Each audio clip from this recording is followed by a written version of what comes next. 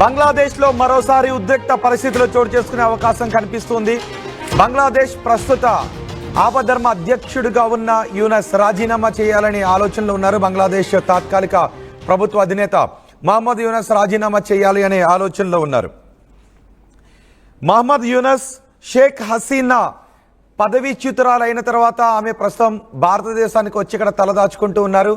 ఆ సమయంలో మహమ్మద్ యూనస్ బంగ్లాదేశ్ ప్రభుత్వ పగ్గాలు చేపట్టారు. ఆయనే అధ్యక్షుడిగా కొనసాగుతున్నారు, తాత్కాలిక అధ్యక్షుడిగా.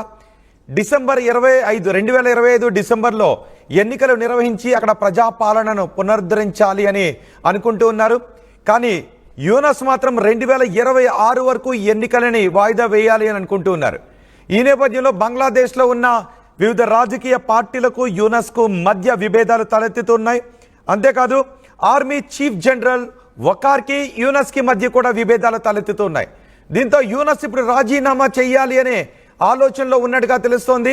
బంగ్లాదేశ్ రాజకీయాల్లో యూనస్ రాజీనామా వార్త సంచలనంగా మారింది. బంగ్లాదేశ్లోని అన్ని రాజకీయ పార్టీల మధ్య సఖ్యత లేదు అంటూ ప్రచారం జరుగుతోంది. కొద్ది రోజులుగా యూనస్ ఆర్మీ చీఫ్ వకార్ మధ్య కోల్డ్ వార్ నడుస్తోంది. నిజానికి మామూలుగా డిసెంబర్ 2025 లోపు, ఈ ఏడాది డిసెంబర్ లోపు అక్కడ ఎన్నికలు నిర్వహించాలి.